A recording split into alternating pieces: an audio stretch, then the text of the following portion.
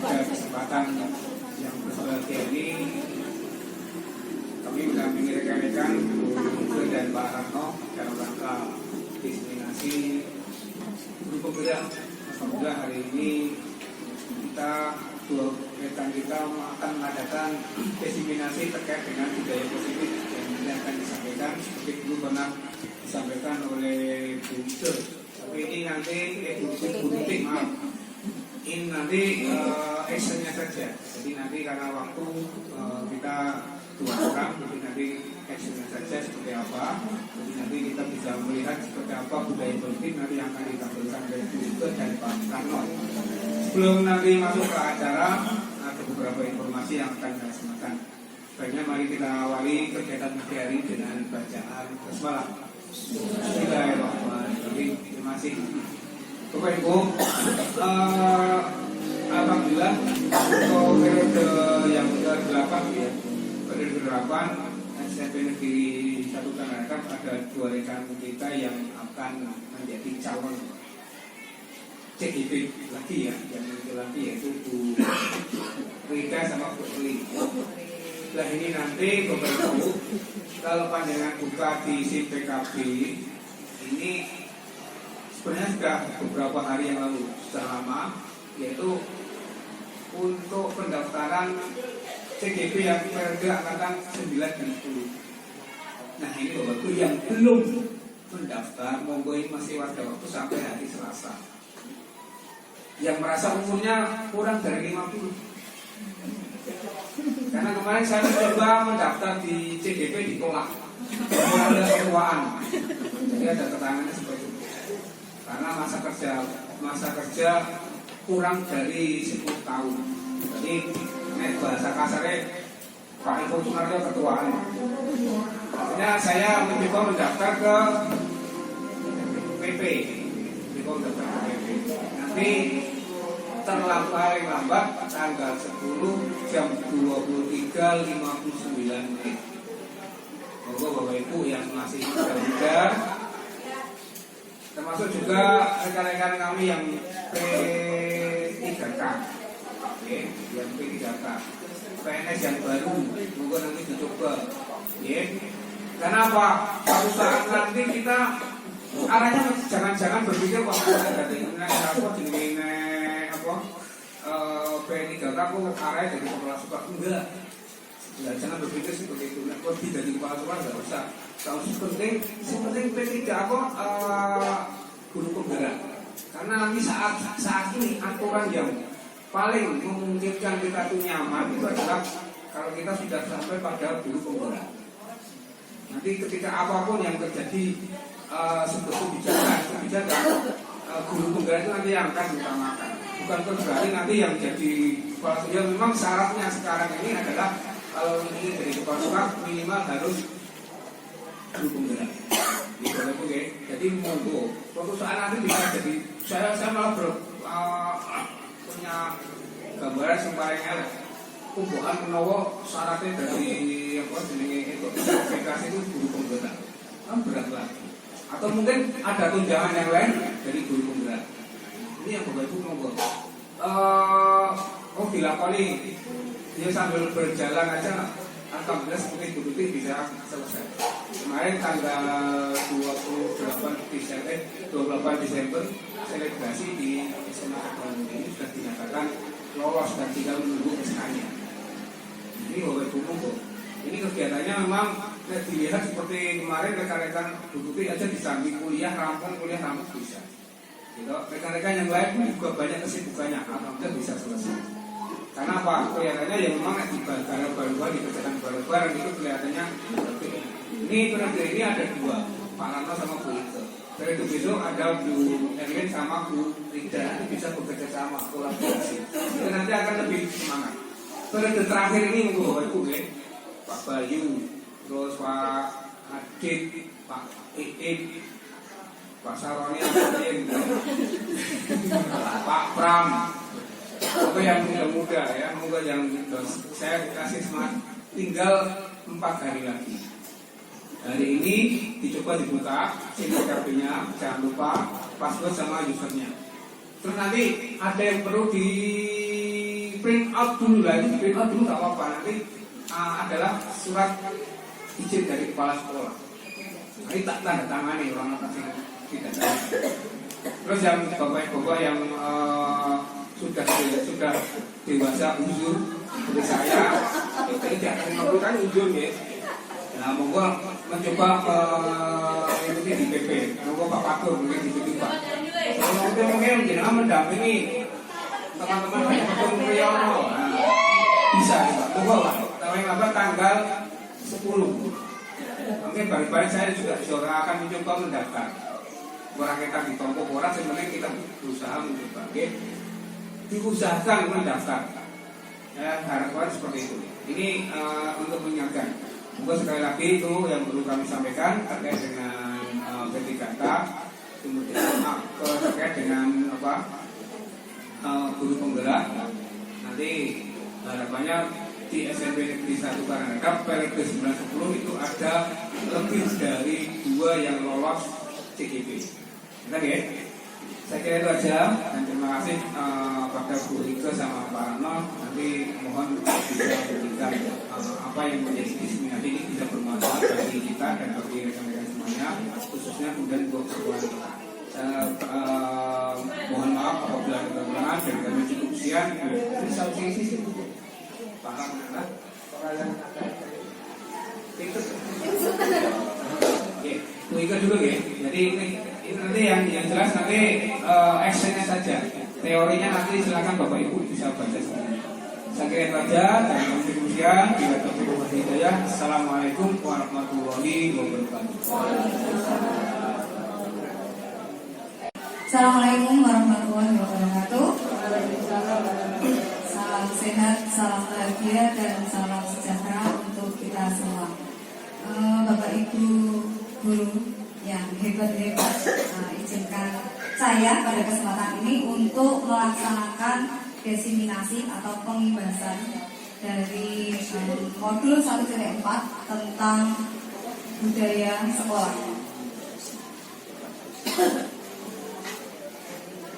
Ada beberapa konsep budaya sekolah nanti ya yang nantinya akan kami bahas, sehingga nanti ada beberapa inti. Jadi nanti intinya saja yang akan kami sampaikan biar lebih mengena, dan harapan kami nanti setelah adanya designasi ini Bapak Ibu bisa menerapkan dalam pembelajaran di kelas masing-masing. Bisa dimulai untuk latar belakangnya. Jadi latar belakangnya tentang budaya sekolah itu sebenarnya adanya budaya sekolah itu, kita itu harapannya untuk menciptakan suasana positif di lingkungan sekolah. Jadi suasana positif di lingkungan sekolah ini memang memiliki urgensi yang tinggi. Kenapa? Karena kita harus tahu bahwa karakteristik yang murid-murid kita sendiri yang seperti saat ini benar-benar perlu adanya suasana positif yang ada di lingkungan kelas. Kemudian suasana yang kondusif, aman, nyaman, menyenangkan juga dapat kita lakukan sebagai seorang pendidik, yaitu melalui sebuah keteladanan. Jadi saat ini memang di Indonesia keteladanan itu salah satu faktor yang utama untuk menerapkan atau sebagai contoh untuk penerapan karakteristik pembentukan karakter pada murid. Ya, sebagai contoh kita sebagai seorang pendidik datang ke sekolah tepat waktu. Ya, dari kata kita datang tepat waktu itu sudah mempunyai nilai positif bagi murid-murid kita. Sehingga ketika ada siswa, ya, ada murid yang terlambat, kita istilahnya mau menegur itu kita konsekuen dengan apa yang kita lakukan. Ya, jadi kita mau menegur anak tidak boleh terlambat, tapi kitanya sendiri sebagai seorang pendidik diusahakan juga untuk tidak terlambat. Kemudian adanya suasana positif ini dapat mendorong dan memotivasi murid untuk belajar tanpa disuruh dan disiplin tanpa ditakut-takuti. Jadi harapannya dari budaya positif ini nantinya murid itu merasa di sekolah itu belajar itu nggak perlu kita suruh-suruh, ya, jadi mengerjakan tugas dengan kesadarannya sendiri, kemudian melaksanakan sebuah kedisiplinan berdasarkan peraturan yang ada di sekolah juga tanpa ada rasa tekanan, ancaman maupun hukuman, sehingga anak merasa tidak takut, ya, terhadap aturan yang ada. Kemudian budaya positif juga dapat dilaksanakan untuk menumbuhkan disiplin diri pada murid. Ya, salah satu budaya positif yang dikembangkan saat ini, jadi saya mengambilnya yaitu keyakinan kelas. Ya, jadi kita bentuk sebuah keyakinan kelas. Jadi dari unit terkecil dulu. Jadi sebelum kita ke peraturan sekolah, kita buat di unit terkecil dulu yaitu kelas dengan membentuk sebuah keyakinan kelas. Ya, jadi keyakinan ini kita bentuk dulu. Paradigmanya seperti apa sih sebenarnya pembelajaran ini? Jadi adanya budaya positif itu sebenarnya kita mengambil dari prinsip pembelajaran yang berdiferensiasi, di mana murid itu belajar sesuai dengan tahapan dari kebutuhan dari tahapan perkembangan, dan di sini berdasarkan pada profil pelajar Pancasila. Sehingga jadi disiplin positif itu sesuatu yang harus dilakukan seseorang untuk kepatuhan. Kemudian sebagai seorang pendidik kita punya tujuan menciptakan murid yang memiliki disiplin diri. Jadi intinya disiplin positif yang diterapkan ke siswa, yaitu kita itu membentuk sebuah kesadaran, ya, dari kepatuhan yang dilaksanakan oleh murid atau siswa itu berdasarkan motivasi intrinsik. Jadi kesadaran dari diri murid itu sendiri, bukan karena motivasi ekstrinsik, yaitu karena adanya aturan yang ada di sekolah. Jadi adanya kesadaran. Kemudian juga penerapan disiplin positif ini, ya, yang nantinya akan menjadi sebuah budaya positif, itu dilakukan tanpa adanya paksaan, ya, ancaman dan hukuman. Jadi anak benar-benar merasa melakukan sebuah kesalahan, nantinya anak akan menyelesaikan masalahnya sendiri dengan tanpa paksaan dan sadar. Jadi benar-benar dari motivasi dirinya sendiri. Tujuannya motivasi ini tujuannya untuk menghindari ketidaknyamanan dan hukuman. Jadi anak merasa bahwa kalau saya tidak mengerjakan PR, berarti saya nanti dihukum. Nah, sehingga anak itu melaksanakan mengerjakan PR-nya dengan asal-asalan ataupun dengan mencontek temannya, sehingga ketika guru tersebut menagih, ya, menanyakan tentang PR, siswa itu berusaha untuk menghindari ketidaknyamanan ataupun hukuman. Kemudian untuk mendapatkan imbalan atau penghargaan, jadi anak itu berusaha disiplin, berusaha mengerjakan sesuai dengan aturan, itu ada embel-embel untuk mendapatkan sebuah ujian, imbalan ataupun penghargaan. Yang ketiga adalah untuk menjadi orang yang mereka inginkan dan menghargai dirinya sendiri. Jadi ketika anak itu mempunyai motivasi, itu anak ingin untuk dihargai, baik itu dirinya sendiri maupun oleh orang lain. Perlu kita ingat kembali bahwa setiap murid, ya, murid juga manusia, ya, seperti kita juga, itu mempunyai 5 kebutuhan dasar, ya, yang harus kita pahami bersama. Jadi terkadang ketika ada murid yang bermasalah, kita langsung menjudge bahwa anak ini seperti ini, anak ini seperti ini, tanpa kita tahu alasannya. Ya, jadi di sini ada kebutuhan cinta dan kasih sayang, ada kebutuhan kekuasaan, ada kebutuhan kesenangan, ada kebutuhan kebebasan, dan ada kebutuhan untuk bertahan hidup. Jadi anak itu ketika main, anak tidak mengerjakan PR, ya, Bapak Ibu guru terkadang karena mungkin yang lain mengerjakan PR tanpa sadar mungkin memarahi ataupun menegur anak, ya tanpa tahu alasannya apa.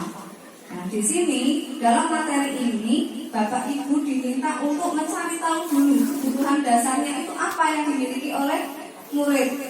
Ya, jadi kebutuhannya apa? Oh, ternyata di rumah kurang adanya kebebasan, pulang sekolah harus membantu orang tuanya bekerja. Jadi kebutuhan untuk powernya itu kurang, kebutuhan untuk freedomnya juga kurang.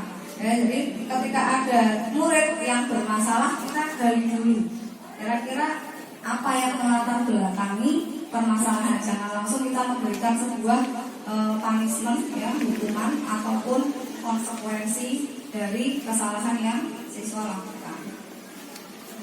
Kemudian, kenapa kok kita berpikir bahwa kenapa sih kok keyakinan kelas? Jadi saya menyampaikan hal yang harus kita lakukan adalah pembentukan keyakinan dulu dari unit terkecil sebelum ke peraturan.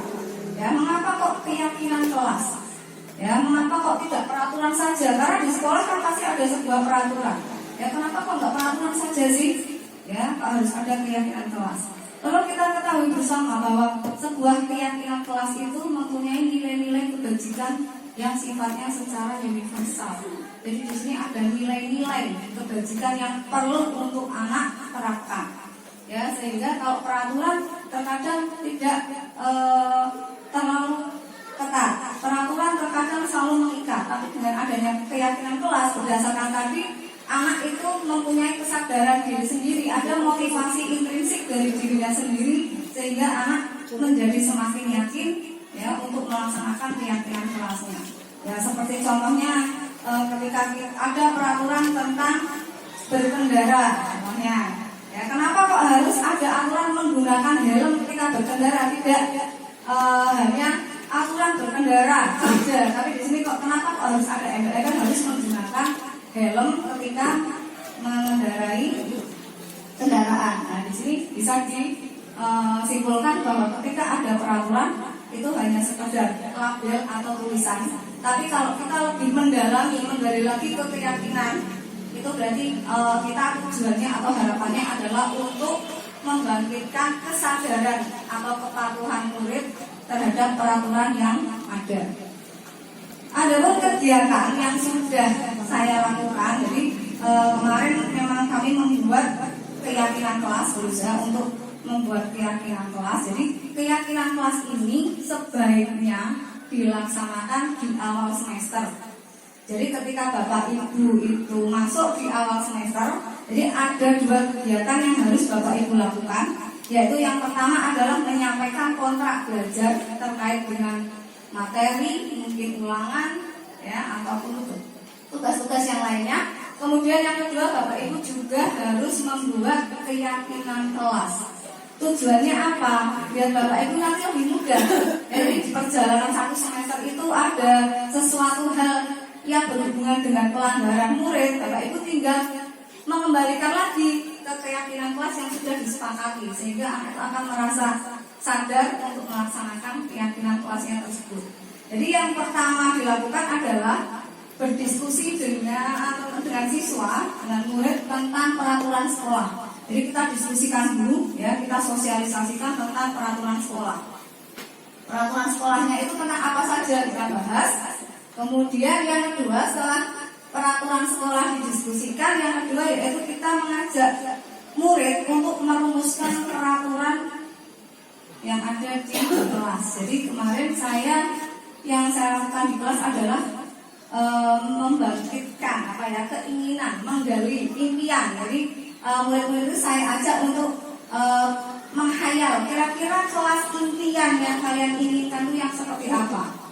Nah, ternyata dari kata-kata pemantik itu anak-anak saya bagi kertas, itu anak menuliskan. Jadi kelas impian anak-anak itu adalah ketika pelajaran tidak ada teman yang berisik, jadi tidak berisik ketika pelajaran. Jadi kadang ada temannya yang dongeng sendiri, jadi ada murid yang ingin mendengarkan Bapak Ibu guru menjadi terganggu. Ada juga yang menuliskan tidak boleh saling mengejek, jadi terkadang mengejek temannya dengan nama-nama orang tuanya. Itu kan membuat anak menjadi tidak nyaman di kelas. Nah, setelah itu anak anak menempelkan di depan keyakinan kelas yang diinginkan. Jadi apa sih suasana kelas yang diinginkan? Nah, anak menulis di situ seperti itu. Nah, setelah anak-anak menuliskan, menempel, itu kita sebagai guru membimbing untuk pembentukan keyakinan kelas. Jadi keyakinan kelasnya kita bentuk. Ya, tadi namanya contohnya tidak boleh mengejek teman dengan nama orang tua. Kita dampingi anak untuk membuat sebuah kalimat dalam keyakinan kelas itu menjadi saling menghargai dan menghormati antar sesama teman. Nah, jadi ketika nanti ada murid yang ternyata melakukan tindakan tersebut, kita tinggal mengingatkan kembali keyakinan kelas yang sudah dibentuk apa? Ya, saling menghargai dan menghormati antar teman. Keyakinan kelas dulu, karena nanti materinya akan bersambung. Oke, jadi dari materi yang sudah saya sampaikan, saya bisa menarik kesimpulan ya, dasarnya dari standar pendidikan nasional bahwa dalam penerapan program disiplin positif, hendaknya guru memiliki standar kepribadian, profesional, dan sosial yang baik, di mana guru mampu berefleksi pada posisi kontrolnya saat ini sebagai seorang among, ya, menuntun sebagai posisi manajer yang menentukan murid-muridnya menjadi insan yang mandiri, merdeka, dan bertanggung jawab. Bapak Ibu guru yang hebat, marilah kita belajar bersama, berkolaborasi, saling mendukung demi mewujudkan budaya positif di sekolah kita yang tercinta ini. Terima kasih atas perhatiannya. Wassalamualaikum warahmatullahi wabarakatuh. Terima kasih. Assalamualaikum warahmatullahi wabarakatuh. Mohon berkenan untuk bisa memberikan beberapa pertanyaan. Nama saya Taufan Suryorinto, umur 50 tahun, alamat Pekalongan. Tadi sudah disampaikan dari pemateri pertama bahwa budaya positif itu terlahir dari kesepakatan antara guru dengan anak, ya, dan bisa juga dengan warga sekolah. Budaya positif ini dilaksanakan oleh anak, guru, dan warga sekolah atas dasar kesadaran tanpa adanya sebuah paksaan. Nah, kami mau bertanya, bagaimana penerapan budaya positif jika dikaitkan dengan nilai-nilai lain dalam aktivitas belajar mengajar sehari-hari, khususnya di sekolah kita. Dan yang kedua, bagaimana peran guru penggerak dalam menularkan kebiasaan-kebiasaan baik kepada guru-guru lain seperti saya dalam membangun budaya positif di sekolah kita ini. Dan yang ketiga, bagaimana guru penggerak bisa menumbuhkan budaya positif di kelas menjadi budaya positif sekolah dan menjadi visi sekolah. Karena budaya positif ini sangat baik bagi warga sekolah, tidak hanya untuk siswa atau murid, juga untuk kedisiplinan para guru sebagai contoh bagi anak-anak. Terima kasih, itu saja. Mudah-mudahan bisa membangun di antara kita. Monggo. Terima kasih, luar biasa sekali ya pertanyaan dari Bapak Taufan. Tadi yang pertama menanyakan tentang penerapan atau pelaksanaan budaya positif, terutama untuk keyakinan kelas yang ada di kelas ya Pak ya. Oke, jadi tadi sebenarnya sudah saya sampaikan juga. Jadi penyusunan keyakinan kelas itu sebenarnya bisa dilaksanakan oleh semua guru mapel. Jadi nanti bisa juga setiap guru mapel mempunyai keyakinan yang berbeda-beda. Jadi ingin kalau dengan pelajarannya Bu Aini pengennya yang seperti ini, gitu kan, dengan pelajarannya Erlin yang seperti ini, dengan Pak Topan seperti ini, tergantung dari kebutuhan mata pelajaran yang diambil oleh Bapak Ibu guru tersebut. Jadi nanti masing-masing guru itu bisa membuat untuk keyakinan kelasnya masing-masing. Jadi seperti membuat sebuah kontrak kesepakatan. Ya, jadi inginnya seperti apa nih pelajaran saya? Nah, nanti menyampaikan. Karena kemarin kebetulan, jadi ketika saya mengajar di kelas 8 kemarin ya, itu menyampaikan bahwa anak itu ya ingin bahwa guru itu ketika mengajar tidak boleh galak-galak.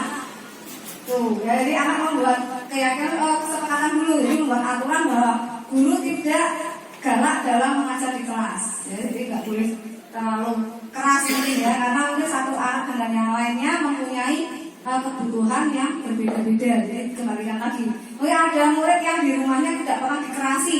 Jadi ketika di kelas Bapak Ibu guru menyampaikan sesuatu hal dengan nada agak tinggi sedikit, bagi murid tersebut merasa kalau ini galak gitu ya. Jadi beda-beda, disesuaikan dengan kebutuhannya.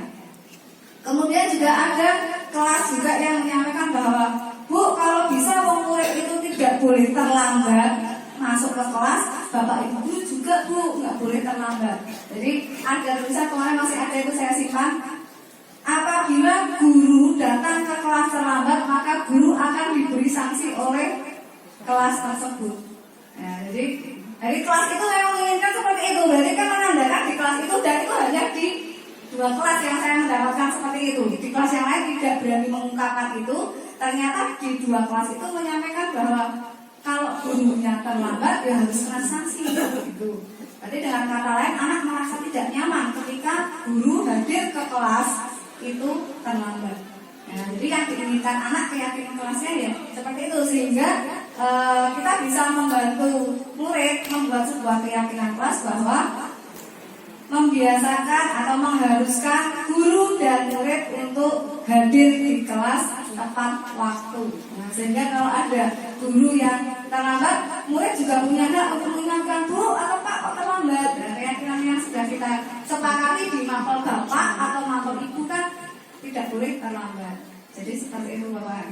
Kemudian yang kedua tadi pengimbasannya ya dari penggerak ke guru-guru yang lain. Nah, salah satunya dengan adanya diseminasi ini Pak Topan. Jadi dengan diseminasi ini kita berbagi ilmu praktek baik ya. Salah satunya dengan cara mengajak, ayo kita bareng-bareng. Jadi ilmu yang kami dapat di program pendidikan guru penggerak itu kami keluarkan ke Bapak Ibu guru semua, sehingga Bapak Ibu guru yang belum berkesempatan untuk mengikuti pendidikan guru penggerak dapat juga melaksanakan atau mendapatkan imbas dari ayo bareng-bareng kita berkolaborasi. Tadi yang sudah saya sampaikan, ayo berkolaborasi bersama mewujudkan program-program yang sudah kita lakukan, sehingga semua guru yang ada di sekolah itu dapat menerapkan apa yang sudah kami lakukan. Kemudian yang ketiga tadi tentang dari keyakinan kelas menjadi sebuah aturan di sekolah dan menjadi sebuah visi misi. Perlu kita ketahui bersama bahwa penyusunan visi ataupun misi sekolah itu sebenarnya melibatkan semua stakeholder. Jadi pembuatan visi dan misi itu tidak dibebankan oleh 1 atau 2 orang saja. Jadi di situ yang bisa berkolaborasi yaitu dari kepala sekolah, Bapak Ibu guru, murid, bahkan dari komite pun sebenarnya bisa ikut andil dalam proses penyusunan visi dan misi. Nah, sehingga tadi sudah saya sampaikan bahwa dari unit terkecil dulu kita tampung tadi dari keyakinan kelasnya, apa di kelas-kelasnya itu kita tampung dulu. Kira-kira apa ini? Ya, yang penting-penting. Ya, kemudian nanti bisa kita jadikan modal untuk koordinasi. Ya, setelah itu nanti bisa diwujudkan dalam bentuk misi, kemudian kita tentukan juga visinya. Kurang lebihnya itu Pak Topan yang saya kaitannya dengan guru yang punya karakter masing-masing. Apakah boleh saya mengatakan saya guru killer, saya guru fun, atau saya guru seneng humoran? Apakah saya boleh mengatakan lagi saya guru yang tengah-tengah? Saya adalah disiplin. Saya adalah guru senang fun. Apa boleh seperti itu Pak Toto? Sehingga mungkin nanti minta penjelasan panjenengan karena karakter mahasiswa ini berbeda-beda masing-masing, sehingga kita harus punya cara yang disendiri. Terima kasih. Memang setiap manusia mempunyai karakter yang berbeda-beda, kepribadian yang berbeda-beda. Jadi ketika tadi disampaikan Pak Dar bahwa boleh nggak sih saya menyatakan bahwa saya guru killer, saya guru yang humoris, itu secara umum boleh. Tetapi sebenarnya yang menentukan bahwa guru ini adalah guru yang killer, guru ini guru humoris, itu adalah siswa, murid. Karena kan itu penilaian dari murid. Ya kan kita nggak bisa menentukan saya adalah guru yang galak. Jadi ketika saya menyampaikan aku galak, ya saya itu galak. Tapi ternyata galaknya saya menurut murid yang saya ajar itu belum seberapa jika dibandingkan dengan guru yang lain. Itu. Oh, saya itu guru yang humoris, tapi ternyata menurut murid yang saya ajar, humoris yang saya miliki masih garing, ya, kurang renyah seperti mungkin guru mapel yang lain. Nah, kemudian juga murid juga memiliki karakter yang berbeda-beda. Makanya dari sini kita bisa menentukan keyakinan kelas, yaitu dengan cara memahami dulu, kita menyadarkan diri kita dulu. Kita itu karakternya yang seperti apa, kemudian murid juga karakternya seperti apa, kemudian kita bersama-sama menentukan keyakinan kelas yang akan kita bentuk itu yang seperti apa. Jadi biar dari kedua belah pihak, baik dari guru maupun murid itu ada sebuah kenyamanan, ya, karena yang dibutuhkan dalam kelas itu adalah sebuah kenyamanan. Ya, ketika guru itu galak, ternyata murid tidak bisa mengungkapkan bahwa itu guru itu galak. Jadi pengen mengingatkan, seperti yang tadi saya sampaikan, guru menuliskan bahwa guru mengajar galak. Jadi tidak ingin ada guru yang mengajar galak. Berarti kan ada sesuatu yang masih dipendam oleh murid sehingga belum tersampaikan ke bapak ibu guru tersebut. Kemudian dari bapak ibu guru tersebut belum memiliki kesadaran diri bahwa sebenarnya saya itu galak kalau diterapkan di kelas A. Jadi memang di setiap kelas karakternya berbeda-beda. Jadi bisa saya tarik garisnya bahwa untuk membentuk sebuah keyakinan kelas yaitu perlu kesadaran, yaitu kita harus tahu kesadaran diri kita sendiri, baik itu kelemahan maupun kelebihan kita, dikolaborasikan dengan kemauan ataupun keinginan impian anak untuk membuat sebuah kenyamanan, dia rasa aman, tenang, nyaman yang ada di kelas, sehingga pembelajaran yang akan kita laksanakan di 1 semester ke depan itu bisa terlaksana dengan baik. Kurang lebihnya seperti itu. Ada salah satu di sini kalau kita ambil kesimpulan besar itu adalah keteladanan, ya. Keteladanan kita itu memang yang sangat dibutuhkan oleh anak. Jadi kalaupun kita mendisiplinkan anak, tapi kalau kita nggak disiplin ya sama saja bohong. Oke, saya kira itu aja. Ini budaya positif yang tentunya bisa kita kembangkan di sekolah kita. Mudah-mudahan nanti bisa terlaksana dan tentunya ini bisa membuat kita semakin termotivasi bagaimana cara mengembangkan anak didik kita semakin berkembang sesuai dengan perannya, sesuai dengan kebutuhannya, sehingga nanti harapannya SMP Negeri 1 Bojo SMP Negeri 1 Kadang bisa lebih baik dengan anak-anak yang berkarakter baik dihasilkan dari guru-guru hebat dari SMP Negeri 1 Kadang. Tepuk tangan puas pada dua pembicara kita hari ini. Terima kasih dari kami. Mari akhiri kegiatan pagi hari dengan bacaan hamdalah.